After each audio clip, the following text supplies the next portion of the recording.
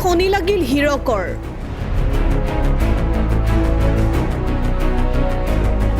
পত্নী কন্যা থকাৰ পিছতো ভাড়া ঘৰত অন্য মহিলাৰ সৈতে চলাই গৈছিল প্ৰেমলীলা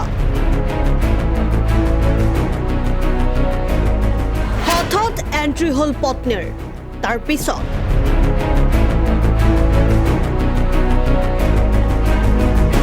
পত্নী আৰু কন্যা সন্তানৰ পিতৃ হোৱাৰ পিছতো আনৰ পত্নীৰ সৈতে প্ৰেম হীৰকৰ দীৰ্ঘদিনে এগৰাকী বিবাহিত মহিলাৰ সৈতে হীৰকে চলাই গৈছিল প্ৰেমৰ সম্পৰ্ক কিন্তু আজি দিন বেয়া আছিল হীৰকৰ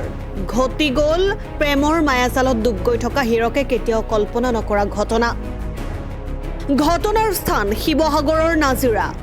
শনিবাৰে নাজিৰাত শনি লাগিল হীৰকৰ নিজ পত্নী থকাৰ পিছতো আন এগৰাকী বিবাহিতা মহিলাৰ সৈতে হীৰকে চলাই গৈছিল প্ৰেমৰ সম্পৰ্ক কিন্তু ভাড়া ঘৰত অন্য বিবাহিত মহিলাৰ সৈতে প্ৰেমৰ সম্পৰ্ক চলাই থাকোতে হঠাৎ আহি পালে পত্নী স্বামীৰ কুকৰ্মৰ কথা খবৰ লাভ কৰি পুৱাই নাজিৰাত উপস্থিত হৈছিল হীৰকৰ দহোটীয়া পত্নী স্বামীৰ কাণ্ড কাৰখানা দেখা পাই পত্নীয়ে ধাৰণ কৰে ৰুদ্ৰমূৰ্তি ক'ব নোৱাৰো মইতো ভাড়া দি আছো আজি 2 মাহ হৈছে এনেকুৱা মইতো নাজানো মোক গম পালে এতিয়া এতিয়াতো যিটো গম পালো তেওঁ আগত বিয়া কৰা আমিতো নাজানো এতিয়া গম পাইছো যে তেওঁ আগত বিয়া কৰা কিমান দিনৰ পৰা আছিলে আজি 2 মাহ হৈছে কি নাম তেওঁলোকৰ এটা হীৰক বুলি হীৰক হেৰি হয় আৰু ছোৱালীজনীৰ নাম ৰীনা গগৈ ক'ৰ পৰা আহি ক'ত কেনেকে আপোনালোকৰ ইয়াতে শিমলগুৰিত ছোৱালীজনী শিমলগুৰি হয় সেনেকে ক'লে আৰু ল'ৰাটো গাঁও কালু হয় কি বুলি কৈ পেলাই আছিলে সিয়া নহয় এতিয়া আমি মানে সিহঁতি আহিছে যে আমি ভাড়া লাগে আপোনালোক কি দেখালে প্ৰমাণ পত্ৰ কি দেখালে প্ৰমাণ পত্ৰ মানে হেৰি দেখালে খালি আধাৰ কাৰ্ড পান কাৰ্ড দিছে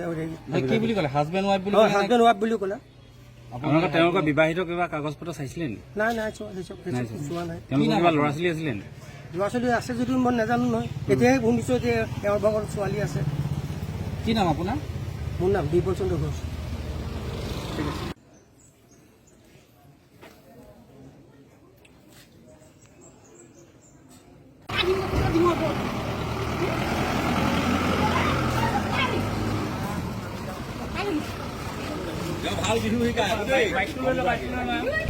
news desk report N24 Assam